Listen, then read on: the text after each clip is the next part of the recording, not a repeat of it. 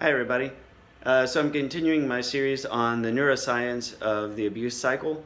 We've talked about oxytocin, we've talked about dopamine, we've talked about uh, cortisol and norepinephrine and adrenaline. And now I want to talk about serotonin. Serotonin is the mood regulator of our brain. It's sort of it sends mood signals. Uh, and here's an interesting fact: did you know that falling in love produces the same serotonin patterns as people that are OCD? Think about that for a minute. When you fall in love head over heels with somebody, you become obsessed pretty much with this person, right? Think like the back in grade school when you're little kids and you're sitting there and you're writing your name and his name. Johnny loves Jamie, Jamie loves Johnny. Girls do that shit in their notebooks. At least they used to. I don't know, maybe on their tablets now. I don't even know if school kids even use paper anymore. But we all remember back in grade school, we all sat there and we all saw this one girl who was just drawing hearts on paper, her and this boy's name,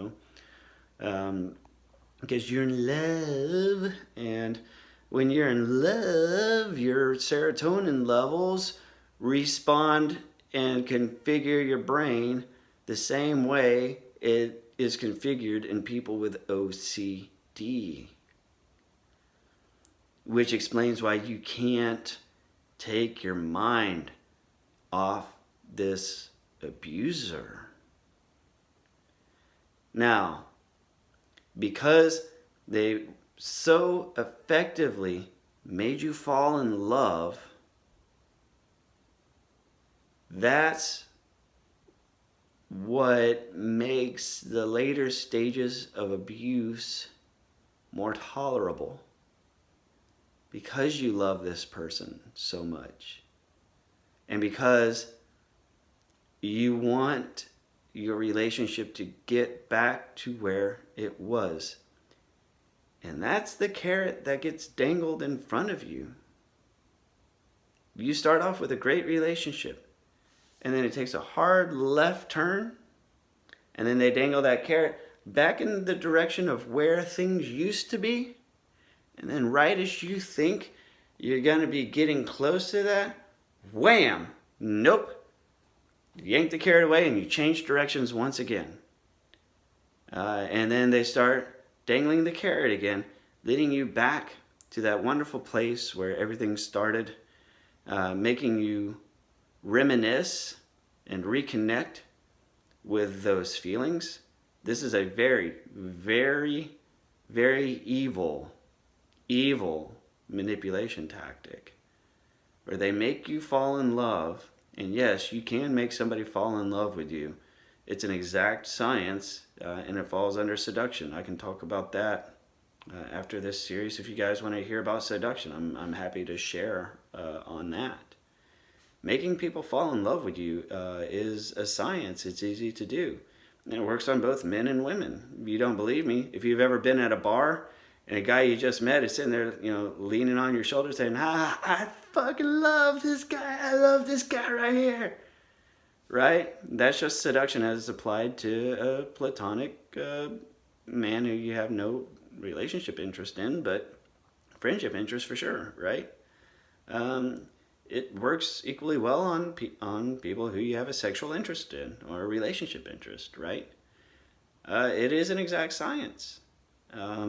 Unfortunately, I mean, all of this is science. We're talking about the structure of our brains and neurotransmitters. So this isn't exactly the time to be talking about astrological signs and Scorpios and Pisces and Cancer. No, it's none of that mumbo jumbo. This is actual real science, and seduction is a real science. And now love is a real science.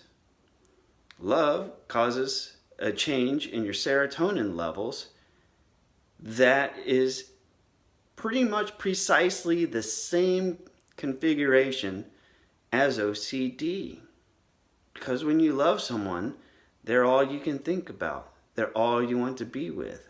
And that's your brain leading you to a good partner.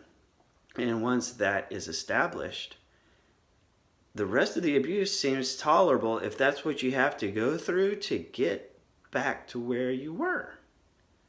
And you're going to put up with it because you're now OCD over your abuser. So, that's really all I got on this one. Think about that one for a while. I know I'm going to sit around and think about everything I just said for a minute because it's scary. Just how evil this subject can be and is. Thank you for watching.